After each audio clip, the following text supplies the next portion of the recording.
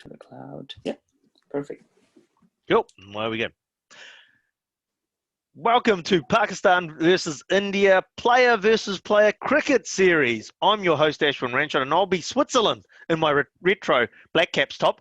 To our combatants, in the green corner, we have Tauseef Satti, better known as Taz, putting the argument forward for Team Pakistan. And in the blue corner, we have Tarun Nethula, better known as Teabag Nethula, and he'll be putting forward the argument for Team India. And welcome, gentlemen, to our first series of India versus Pakistan player versus player cricket series. How are we feeling about this going ahead? Yeah, looking forward to it. Yeah, hi Taz, hi Ashwin. Yeah, absolutely looking forward to it. Try and get one up early. Right, as we get ready to rumble, first up in our player versus player series is Kapil Dev, the Haryana Hurricane, versus Imran Khan, the Lion of Lahore. And before we get into the stats, guys, what are your memories of the players while you were growing up? Because you would have been young boys, early men, watching these titans going at it. What are your memories of those players? Taryn, you want to go first?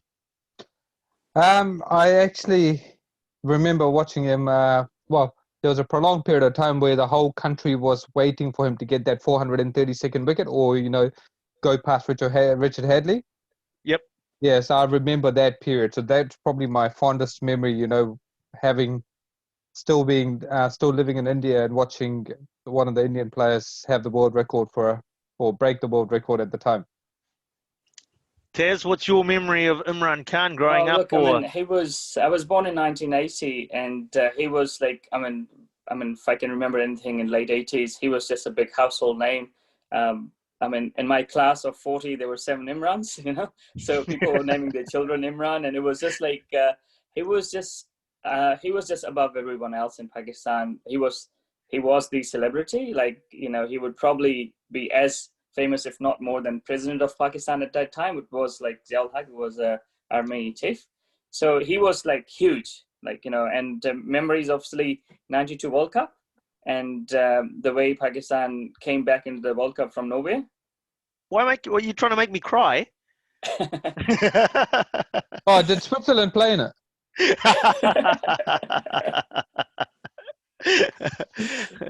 No, absolutely. That was one of his crowning glories, wasn't it?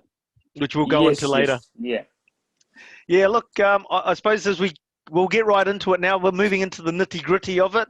We'll start off with the test batting stats. So versus each other, and then we'll move into one of the powerhouse nations at the other teams at the time. We'll get into that, but that's a bit of a teaser. So first of all, versus each other. Who wants to go first on how their player went? Well, Imran Khan. Shall I go with Imran Khan first? Yeah, because sure. obviously Go he made for his debut. He's about 7 years older than Kapil Dev. So he made his debut in 1971, and then wasn't a regular in Pakistan team until 1976. So kind of a late starter by Pakistan or Subcontinent standards. 88 test matches, 3,800 runs. 37 batting average, 600s, 1850s. Just as a batsman with those records, probably would survive in some of the teams, that late 30s batting average. Yep. And that many games. Tarun, you want to? Okay. You'll go, mate. You'll go. Where you go? Okay. Kapil Dev obviously debuted against Pakistan in 78. He played 131 test matches.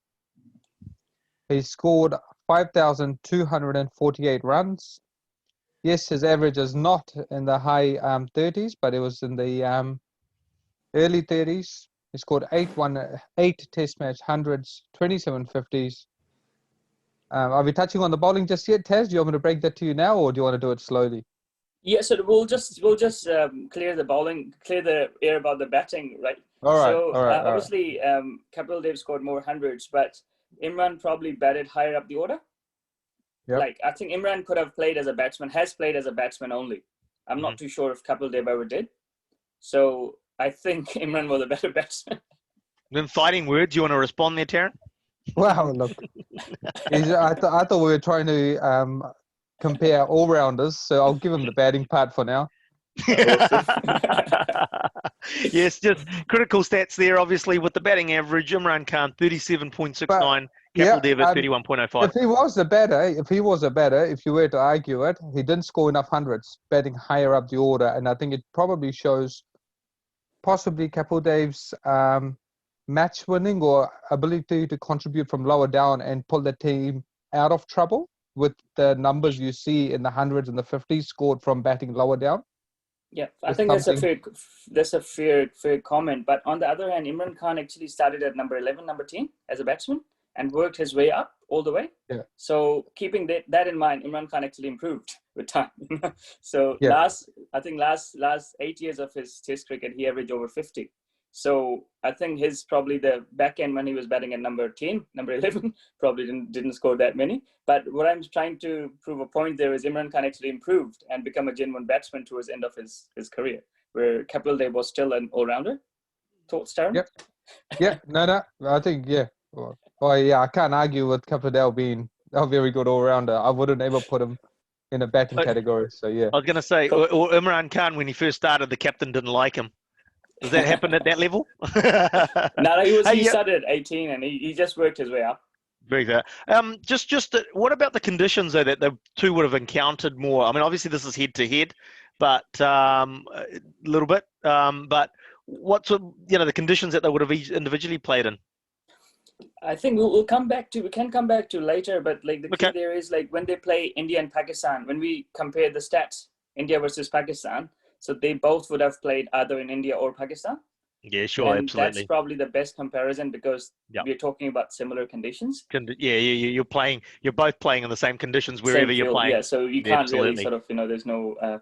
So in terms of wickets, obviously Imran Khan, 362 wickets, average of 22.8, 6 fifers, 23, 6 10-fers and 23 fifers.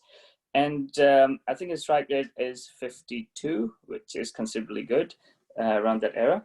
So, yeah, I mean, your thoughts, Tarun, on Kapil Dev's following stats? Obviously, a fair few wickets, 434 wickets, but he did play 43 test matches more.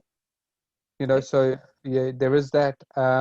Bowling averages, so 434 wickets, fantastic. That record stayed for many years. And then you got the bowling average, which is in the late 20s, which is by no means a bad figure at all, considering he played a lot of his cricket in the subcontinent. Only 2 10-fers and same amount of 5-fers, which is 23, and 8 Man of the Match awards. I mean, like, just to say, between the two of them, they're actually bringing in a big haul of Man of the Match awards, aren't they? So, we're having a discussion around who's the best, but really two of them work together. I mean, the stats around them both is pretty great. Yeah, I think, maybe Tarun knows better, but I think Kapil Dev in last 4 years probably didn't do that well. Whereas Imran Khan started bowling less towards the end. So Imran played as a batsman in a few test matches, and he probably was more of a batting all-rounder towards the end of his career. So, I mean, in hindsight, Kapil Dev was probably fitter. And he had a longer career as a fast bowler, but not necessarily like back end of his career was that successful. Because, like Tarun, it took him 3 test matches to take those last 4 wickets, eh? Yeah. And that's what I was going to kind of come to. Then I'm thinking, hang on, I'm supporting his argument here, so I can't be bringing this up. But, I mean, I think it was a crawl. It was a crawl where the whole country kind of paused its results or anything to just get him across the line. And that's what all it was loaded towards for a period of time. Cool. And that probably affected his figures. So you're making your notes, Ashwin, the referee? Oh, yeah, absolutely. Anybody that knows the ranch odds knows that we were really well prepared. So as long as you remember what Imran Khan has been doing, So, sure. Shall we move on to the it's just like Pakistan versus India stats? Yeah, I was just going to say, we'll move on to the head-to-head, basically, stats there. And we're looking at tests, right? Yes, head-to-head tests, yep. Pakistan versus India. So basically, the interesting that They didn't exactly play in all the same matches, did they? Because Imran Khan's played 23 and No, Kapil Dev 29. yes, I think Imran was injured on and off. He like Kapil Dev definitely was fitter of the two because he played longer, he played more test matches, and he played as a bowler. So Imran Khan had a lot of injuries in between, and he missed out on a few sort of games.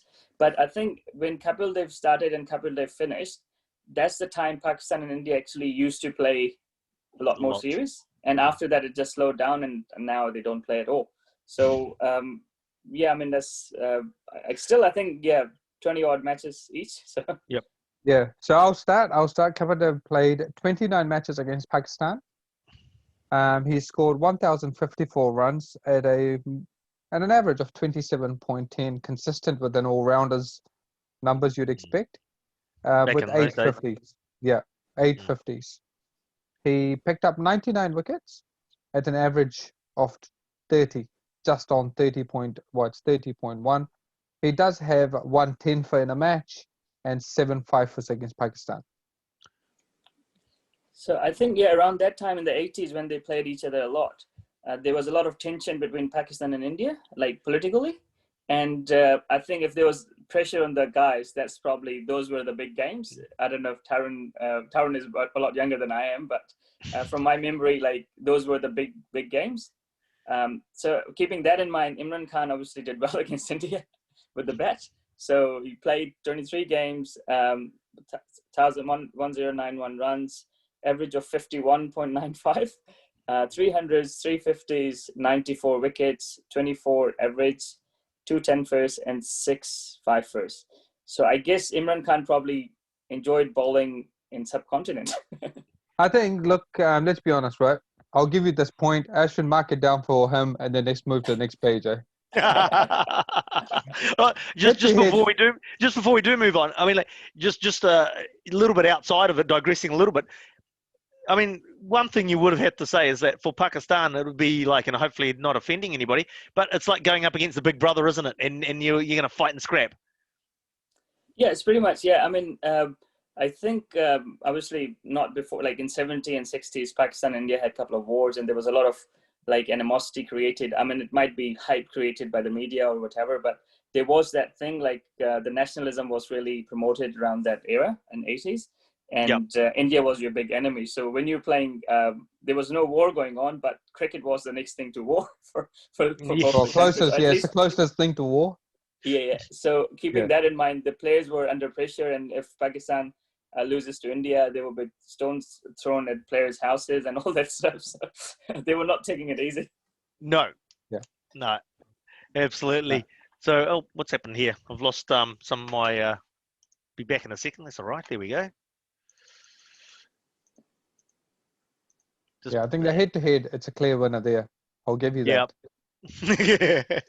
So we move on. Now, we alluded to the big powerhouse in cricket at that time when these big head-to-head battles between India and Pakistan go. Now, that was the West Indies. So what we're going to look at now is how Imran Khan and Kapil Dev performed against the team of the 80s, basically, the West Indies. And we'll keep it going back and forth. So, Taz, we'll get you to start on this one.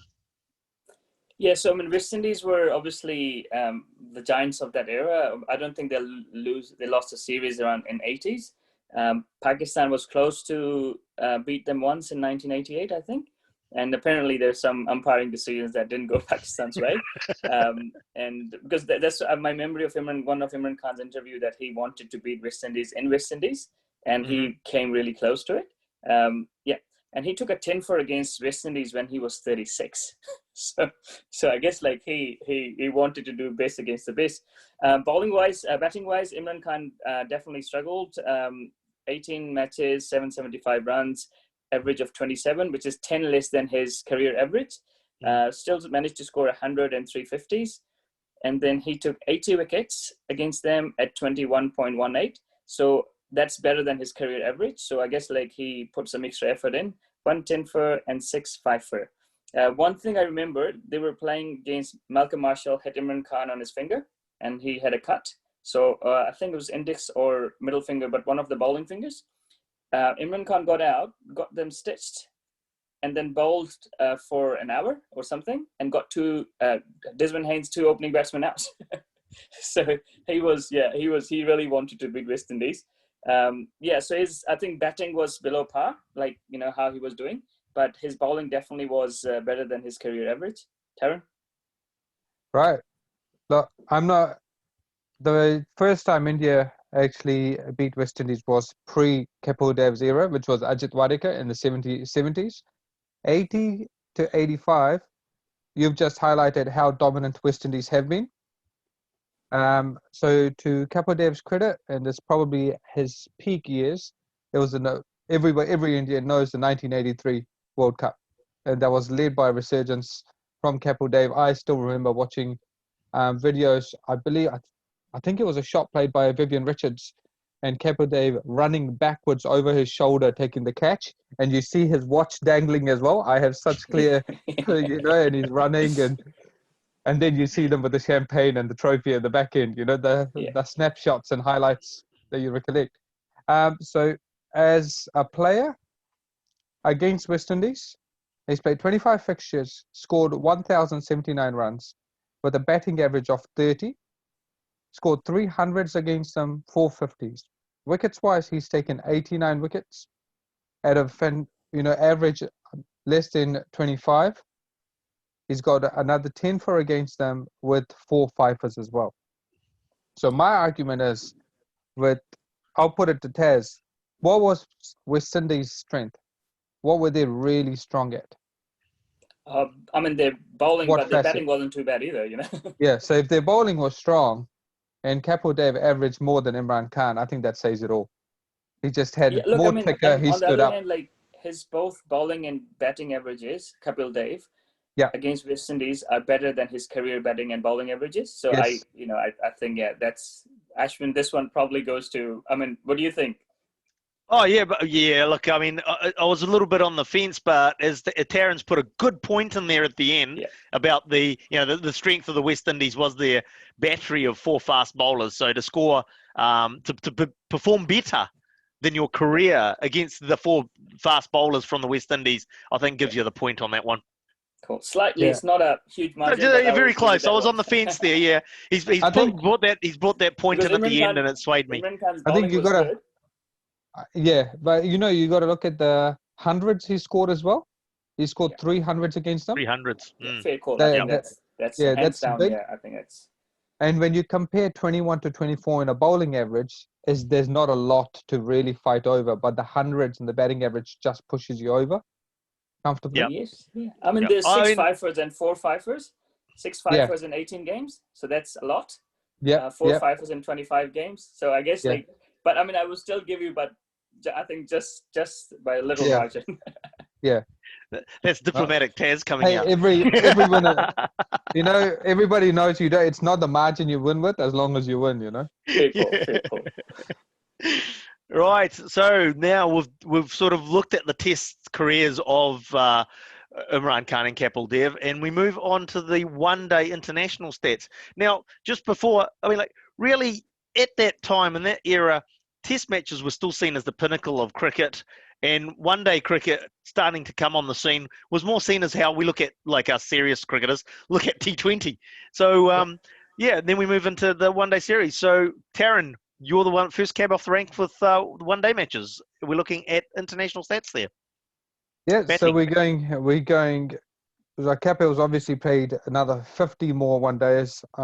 You've got to wonder if it's just the longevity in the game, or if India was playing more white ball cricket. I'll leave you as a 40-something-year-old to tell me about that one. Kapil scored 3,783 runs.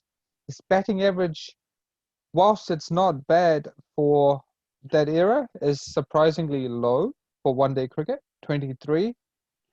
He's got 114 50s, but the proof this explains his lower batting average. It's his strike rate. His striking was more of a modern day kind of cricketer. He was striking at 95 for one-day cricket. So that's the batting front. Tez? Yeah, well, Imran Khan, I don't know if you know that Imran Khan actually played as a genuine batsman in 1983 World Cup. He didn't bowl at all. So he played a lot of cricket, one-day cricket, just as a genuine batsman. So keeping that in mind, obviously he was batting, and the thing was like it wasn't like where he wanted like to bat. It was basically where team needed him. So he actually batted at 3 in a few occasions, and he didn't look at like a number 3, but he scored runs. So so Imran obviously start of his career, obviously he was a bowler, so he batted down the order. And towards the end of his career, he was a batsman. And in between, like 1983, at his peak, when he was at his peak of bowling, he got injured with something to do with his knee. So he played as a genuine batsman. So even at his peak as a bowler, he actually played as a genuine batsman, which surprised me because back then Pakistan did have Zahir Abbas and Majid Khan, and they had some good players. Anyways, going by the stats, 175 games, 3,709 runs. So similar amount of runs to Kapil Dev, to my surprise. 33 average of 33.4 around that time, is, you know, keeping in mind that, you know, first half of his career was a bowler, and then obviously the good 100, 1950 strike rate of 72.65, which was pretty standard for a batsman around that era. Like even like someone like Desmond Haynes, like strike rate of 66, Javed Mirdad strike rate of 67. So I think like he was there. He was probably played more as a batsman, or tried to play more as a batsman than like Kapil Dev did. Wickets, I will just go through his bowling as well. Might as well. Yep. So 182 wickets, average of 26.6, economy rate of 3.89, probably higher, a bit higher than I expected. 4 fifers, 4 fourfers, and 13 man of the match awards in 175 games. Tarun. I just want to come back to the batting side of it. Did you think that they actually, like, one of the, you know, is it he did play as a batsman sometimes, and they used him up at number 3 in the batting order, looking to use him as a pinch hitter? No. He actually batted. I mean, even in county cricket, he batted at 4. And Right. he just batted as a genuine batsman. I mean, his first class records as a batsman are awesome as well. So I think he was a batsman. That's what I'm saying. He probably saw himself as a genuine batsman and a genuine fast bowler. So he didn't see himself as an all-rounder. That's how I take it. Because he wasn't like Kapil Dev would get in and then start hitting around, and he was clean hitter. So he scored quick runs. Whereas Imran Khan would take his time, and maybe towards the end, he would try to score. I mean, he hit 3 sixes in 1 over of Joel Garner. You know, so he could hit the ball, but Yep. I think he was more of a batsman than a hitter. He had technique and grace. Yeah. Tarun, bowling for Kapil Dev. It's pretty straightforward here. 253 one-day wickets, which is a fair bit for somebody that played in that era. Bowling average of 27, and then his economy rate of 3.71, which is probably on par with those that played in the 80s and, you know, early to mid 90s. 4 fourfers, and I think what's impressive is his wicket taking ability, because, you know, you look back to that time when there was a transition between tests to one-dayers. So teams were batting 50 overs, scoring 160 for 5, 180 for 4. Woo! So, you know, so I think there must be some credit that needs to go to him for his ability to pick up wickets in those games he played. So that's probably my argument there. I'm surprised Imran Khan actually was that expensive with his RPO. Kapil Dev too, though, I think for a great that he is, although he slightly edges Imran Khan, is still probably on the higher side. Yeah, I mean, realistically speaking, your economical bowlers back in those days were sub 3.5. Yeah. Around Yeah. that. Yeah, around that. Yeah. Yeah. But I think the strike rate, Imran Khan had a strike rate of 40 and in one days, and Kapil Dev had a strike rate of 44. So which kind of means that Kapil Dev probably, Imran Khan, even in Test cricket, Imran Khan was more wicket to wicket, whereas like he's more likely to leak runs as well. Like he was obviously trying to reverse it or put follow. But Kapil Dev was a beautiful action, great outswing bowler. So I think, it's maybe Imran Khan took more wickets at the back end and Kapil took more Up front, wickets. I think Kapil Dev probably took more wickets up front with the new ball. And if you look at that, between the two of them, you'd probably say Kapil there was probably a bit more potent with the new ball. Would you say, Taz? And Yeah, I think Imran that's Khan that's a more of that's your a first yeah. change, I think quite a dangerous first change. there was time in late 70s, early 80s where Imran Khan was really quick. I think Yeah. back then he kind of, but I mean, towards after the injury, he was still good, but I still think he was a better old ball bowler than a new ball bowler. And Kapil Dev, in all formats, I think Kapil Dev was probably better new ball bowler. Yeah. Yep. I mean, with Imran Khan, I mean, like he obviously occasionally would have opened, but he was never seen as the primary opening bowler, was he? No, he was. No, at Was? his, I would say, good part of his career when he bowled, he opened the bowling. He was Right. still Okay. probably with Basim Akram. He was still our best new ball bowler, but he was a way better old ball bowler, and that's where he saw obviously. I've heard someone saying that his in swingers were almost like off breaks, that they came in so sharp with old ball. So and yeah, I mean, yeah, it's sometimes it's hard to compare because both are legends. But in one day cricket, obviously at the back end, Imran Khan probably bowled at the back end a lot. With India always had good spinners, and Pakistan probably had one at a time, and India had a few. So I think Kapil Dev probably his. I mean, the argument here would be Kapil Dev probably bowled better with the new ball and Imran Khan with the old ball. But it's a close one, though. What do you think, Ashwin? I'm gonna actually. I mean, like, so going through the stats in particular and listening to the arguments, I was being swayed and pulled and pushed, but I'm going to call this one a draw, tell you the truth, because, I mean, Okay, like, cool. especially with what we've become used to in these modern times, is Yeah. that one day games about being dynamic, and you're looking at those stats for the making them dynamic.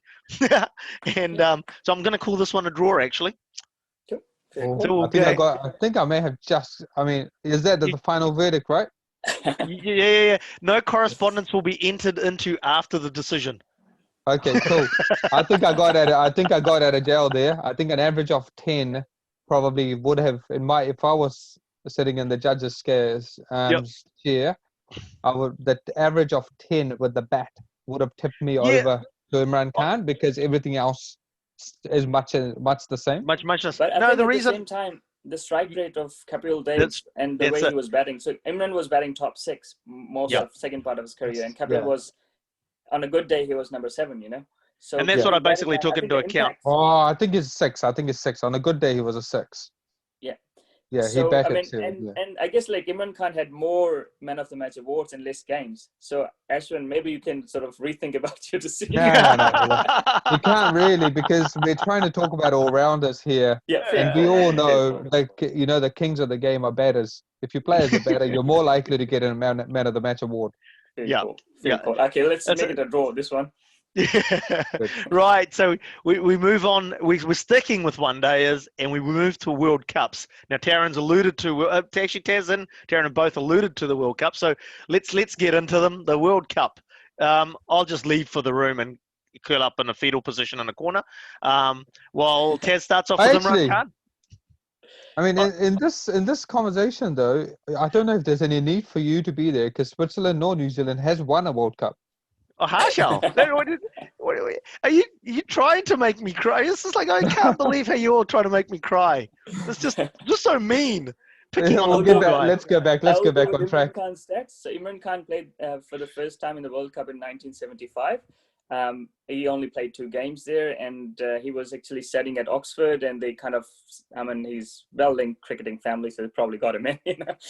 I mean, he was good enough, but he was playing in England, and I mean, he wasn't established back then. 79, he had a good World Cup. 83, he played as a batsman. 87, in Pakistan, he was the captain and was really gutted when Pakistan lost to Australia. And then 92 World Cup, Pakistan won it, and Imran Khan retired. So it was the, so his stats in the World Cup, he played 28 games, 666 runs, average of 35, which was above his career average. 100, 450, strike rate of 65, which is below his career strike rate. But that tells you that he obviously, he batted up and down the order to save the team. I mean, like he played slower than he did as a lower order batsman. Okay, wickets. So he actually played 22 games as a bowler and took 34 wickets. So he obviously did really well there. bowling average of 19, which is 7 better than his career bowling average.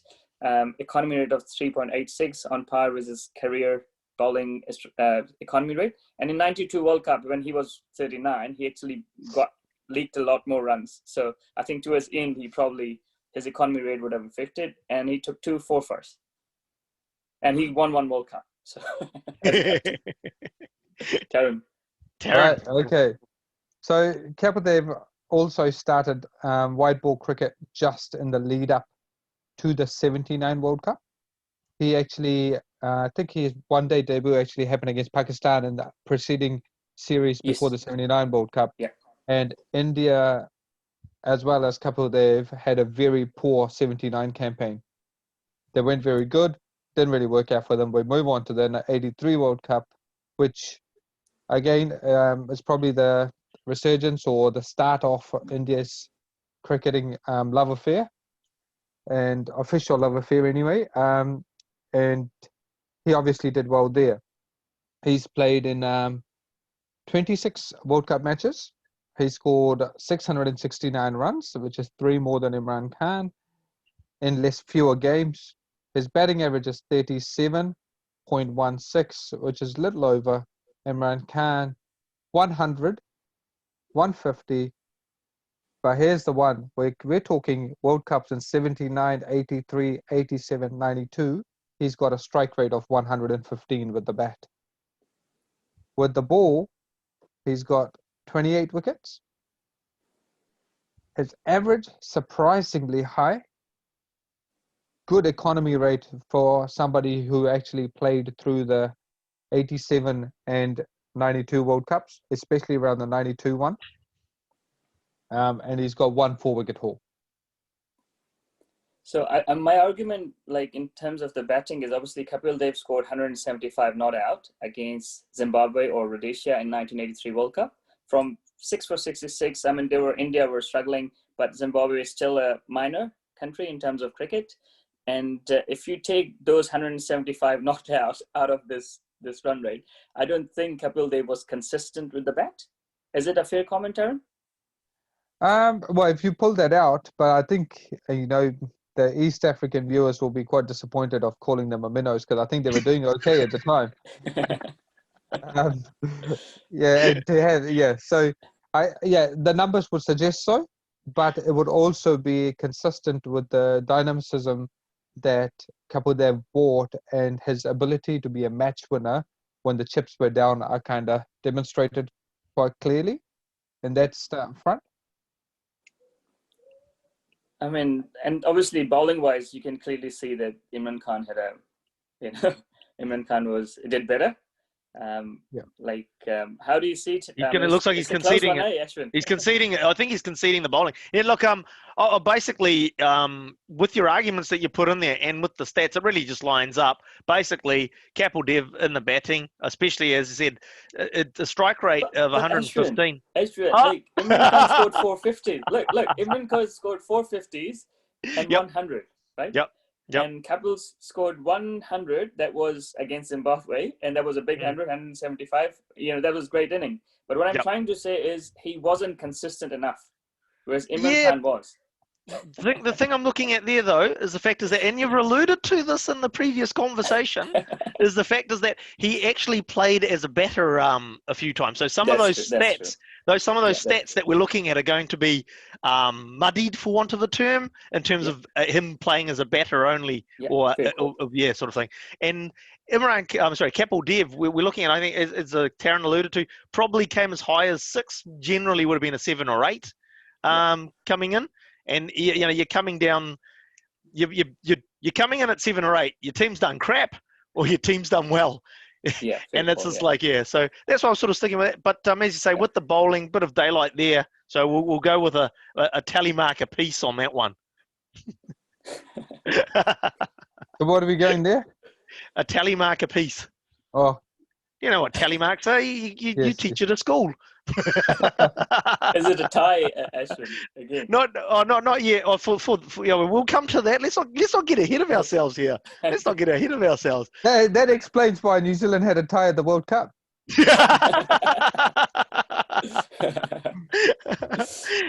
So cutting, man. He's so cutting. Okay, we move. so So we're moving on to as we did in the Test series or with the Test cricket. We're now moving into the ODI stats with again the team that were. Although their success at World Cups might have not have reflected it, the powerhouse in one-day cricket at the time as well, West Indies. So Imran Khan and Kapil Dev against the West Indies. Tarun, go. Against the West Indies? Yep. Hang on, let me find my notes. Oh, I'll Taz, start while with he's Imran Khan. finding his notes, Yeah. we'll I've might got have to it. take a Yeah, mark off him. I've got it. Yeah, I've got it. I'll start off. 42 games, 842 runs, batting average of 24. Probably, yeah, consistent with his career is probably the best way to put it. Yeah. 350s with the ball, 43 wickets, an average of 28, very good economy rate, Yeah. and one forfer. Nothing flash, but very steady for somebody who's more of a bowling all-rounder or a genuine all-rounder space for his era. Pretty cool. And Imran Khan played 47 games, 1,202 runs, a batting average of 33.38, on par with his career batting average. 850s, 54 wickets he took at a bowling average of 28.87, reasonably higher economy rate, 4.31, and he took one forfer. Now with economy rate, as we were talking before, obviously Imran Khan did bowl at the back end, and West Indies usually have Viv Richards sort of or the finishes. They always had good finishes. The opening batsmen, Gordon Greenidge and Desmond Haynes, not necessarily quick scorers. Both of them had a strike rate of late 60s.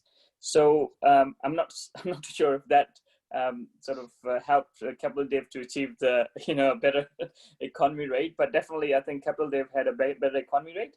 But in general, West Indies bowling was quite destructive around that time. So Imran Khan keeping the same level as he did with other nations, I think, Imran did well overall. No, we basically, I think it's sort of like looking at that as we talked about with the Test cricket in terms of giving some marks to Kapil Dev with his record in the Test arena against the battery of four fast bowlers. You sort of similar type argument here for Imran Khan, isn't it?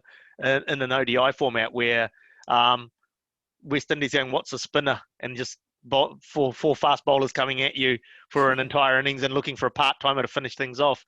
But so the stats look pretty good for Imran in the batting side there. Yeah, no, I can't argue. Kapil Dev needed much bigger hauls out of West Indies with the ball to justify quite a pretty somber batting performance, and Imran Khan shows. But I would also counter-argue that at the same time that Imran Khan bowling at the depth should technically allow him to pick up a few more burglar-like wickets in the back end, whereas at the front end, expense of economy rate. Where the way the game was loaded, guys just held off, protected their wickets up front, and kind of looked to score at the back end, which probably shows Kapil Dev didn't pick up as many wickets, where people identified the need to hold on to wickets and also respect the mark of the premier bowler in the team at the time. And Kapil Dev obviously had an amazing economy rate against West Indies of that era, 3.6. So, but Ashwin, you probably give this one to me. Depends what I'm getting after the show, mate. No, I'm basically with this one. I'm basically with the batting. It's just Imran Khan gets with the batting. With the bowling, it's sort of a 50-50 type thing. Absolutely picked up more wickets, higher economy rate for Imran Khan. Obviously, a lot more economical for Kapil Dev. But again, maybe not picking up the wickets, as Tarun's alluded to. The batsman showing respect and going after the bowler at the other end and saying, okay, we'll conserve our wickets and we'll have a go at the opposition. So sort of 50-50 on the bowling side of it. So I'm just going to give one mark there for Imran Khan in the batting stakes. One each, did you say? No, just one. No. That's your hearing aid failing on you, mate. Right. And here we go. So, hang on. I've gone back to There's India ODI versus stats. Pakistan. Yep, India. That's right. That's it. So, moving on, and we're getting towards the last few categories we've got, and it's ODI stats where they go head to head. And so, we're going to let Taz go first on this one.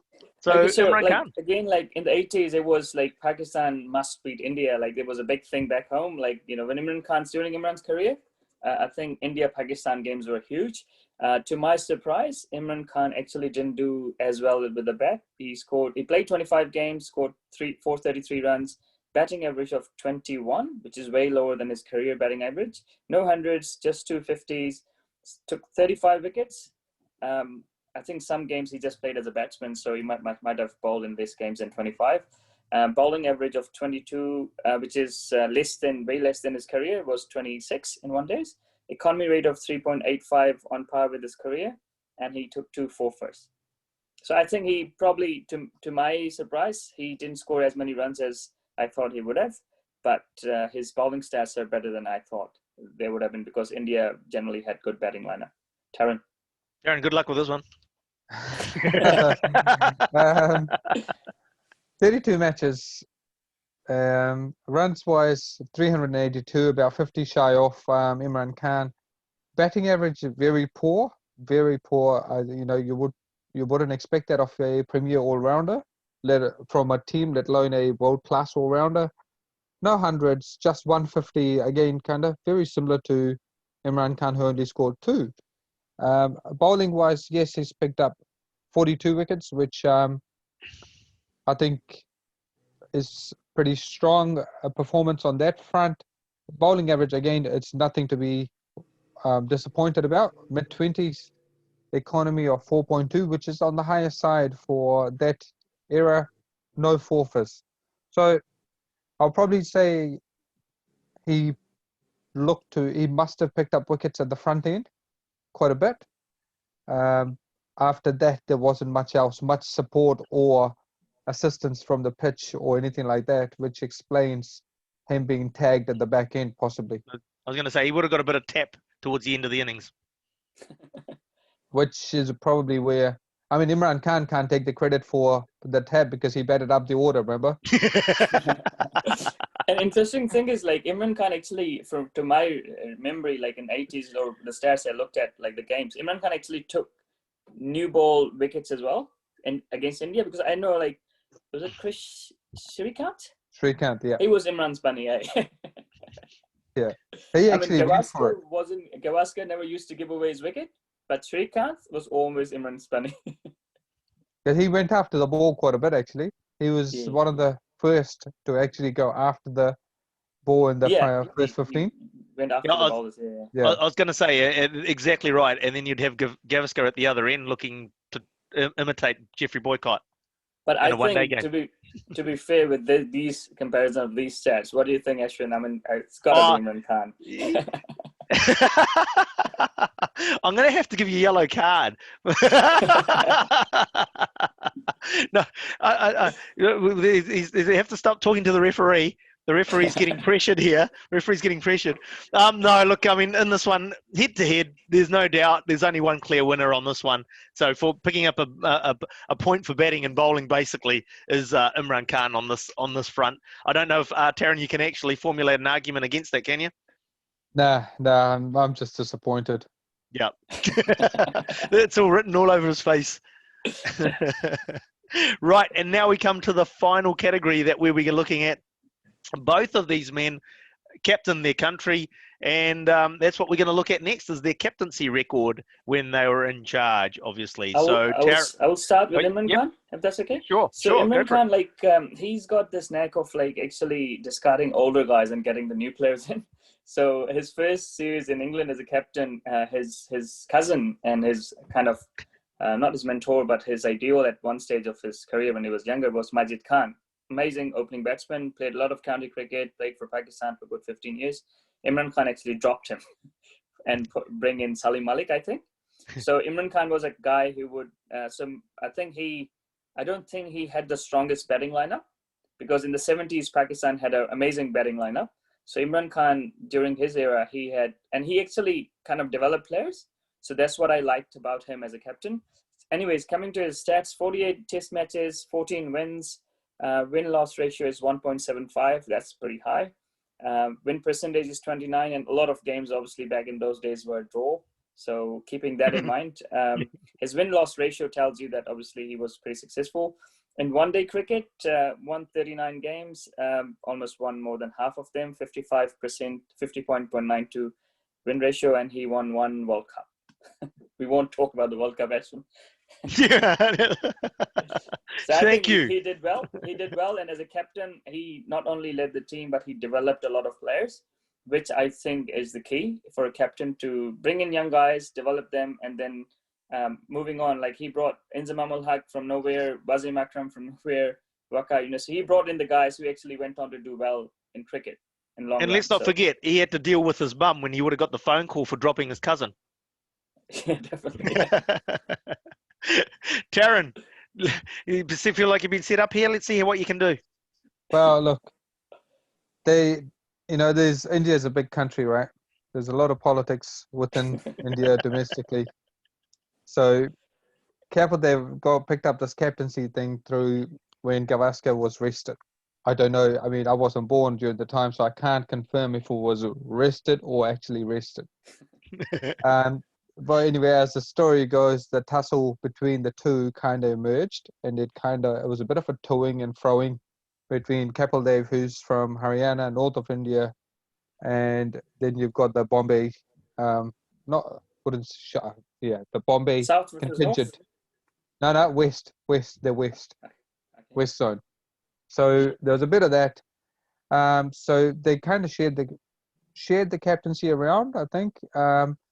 He didn't start off great, but he had that 1983 World Cup win, which was fantastic, which we can talk about because New Zealand didn't really feature at that one.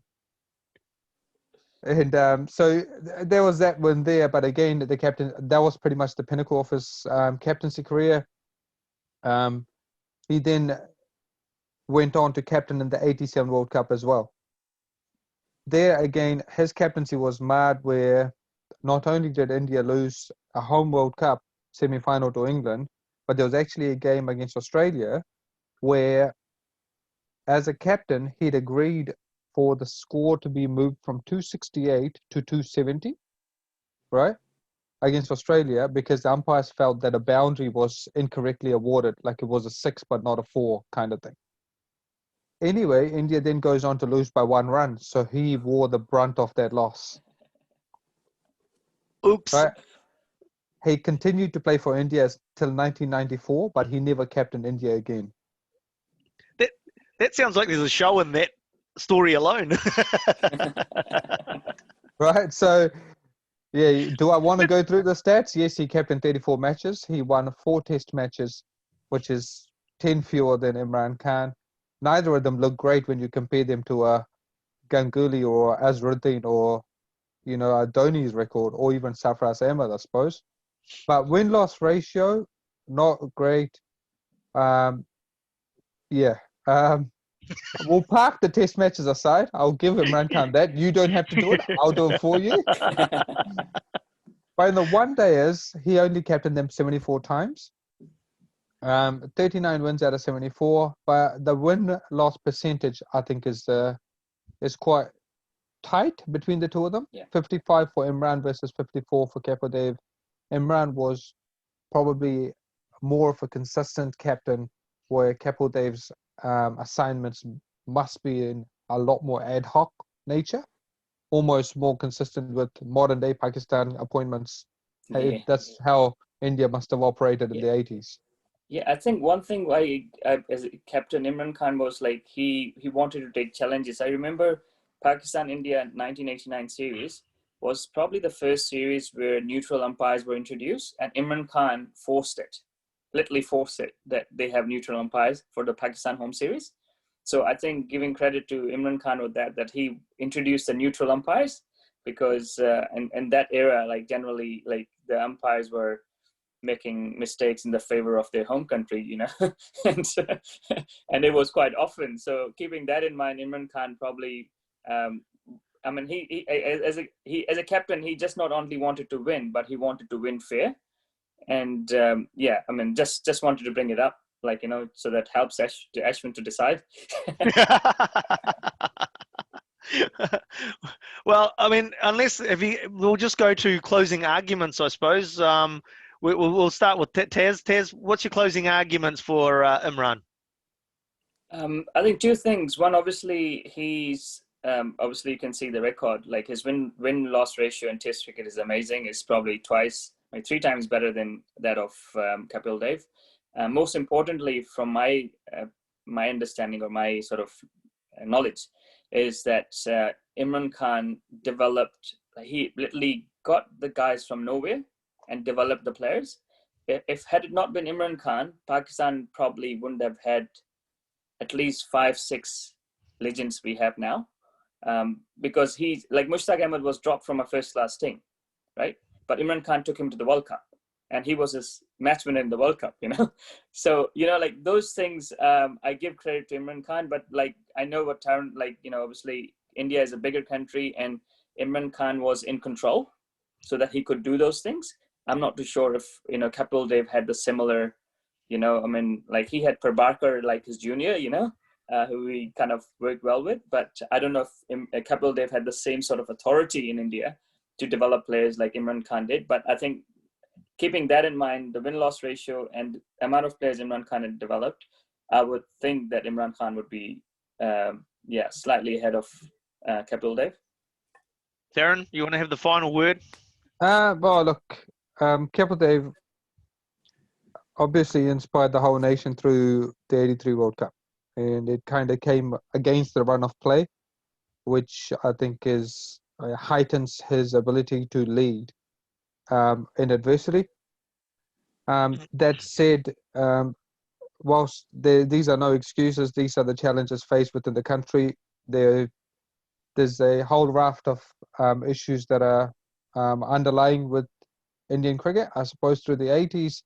And I just wonder if there was the batters just batted and the bowlers just bowled. You know, it kind of was a bit of that, and he played the glue for the country, being the first genuine all-rounder of world-class stature. I'll be first to concede he probably wasn't as much as a natural-born leader of men like Imran Khan was, and still is, and it kind of goes to show where he is carrying the country now, you know. So you've got to credit where it's due. He was born to lead men, and that's not to say Kapil Dev wasn't, but I think it just came naturally to Imran Khan, and that probably was the clincher. But with the ball and to the ability to entertain, Kapil Dev was probably more of a magician. In this modern day era, he probably would have thrived a lot more with his ability to just take the games away from teams in the matter of minutes and overs. There we go. That's the closing words from Tarun in the argument for player versus player of Imran Khan versus Kapil Dev. And so it falls to me, I suppose, now, does it, to pick a winner? Yes. Well, United okay, Nations. so today the winner of our player versus player, Imran Khan versus Kapil Dev, is Richard Hadley. No? No? Edit that out. Okay. Edit that out. Edit that out. No, look, it's not a split decision, but it's a points decision bordering on a TKO, really. And really, in the player versus player, Imran Khan versus Kapil Dev, the referee's decision goes to Imran Khan. Oh. Ooh, you nearly put the wrong decision up on the board, eh? Oh, where's the top? Oh, there we go. Here's the top. How close was that, Ashwin, though? Not really. Was it? No, unfortunately not. No. I mean, as you're going through and you're sort of measuring each, if you're doing, it's interesting because if you took it as a wider perspective through the arguments, it probably comes closer. But when you're making a yes or no decision and you're doing it that way, then it becomes quite clear, actually, quite easily. Yeah. I would have thought the other way. If you were looking at pure numbers, it just sits quite tight. probably by, I think Taz had No, something about well, a mark of I 1. suppose it depends on how many categories we actually end up looking at. But yeah, I suppose no, the referee's quite comfortable with the position that he's taken. Oh, look. Better luck next Capo, time, I'll Tara. be like Capo Dave, and I'll just support the umpires and cost myself a World Cup here. Yeah, yeah. Just give me that run. I won't. Yeah, I might ask for a neutral umpire like Imran Khan. Do you remember, I mean, obviously you're editing this, so do you want me to close it out? Yeah. You close Yep. it out. Okay. Now, yeah. So well, that's been our player versus player. Imran Khan coming out on top today. There was sort of some interesting features there coming out and some great stories. Imran Khan with a stitched up finger bowling. Kapil Dev giving away a couple of runs to lose the game. So some interesting stories coming out of it. But as I said, at the end of the day, Imran Khan coming out on top. Look, obviously you'll be watching this and thinking, oh, I'd love to see this player versus this player. Let us know in the comments down below after you've watched the video. And then we'll do some more series, more shows in the series with player versus player. And we might even take up some of your suggestions. And thank you for watching today. And Tarun, thank you for being part of the old player versus player. And we look forward to doing this again very soon. Cheers. Thank you. Thanks, Thanks, guys. Ashwin. Thank you. Cheers. Thank you. Cool. That'll be interesting. See how much you have to edit.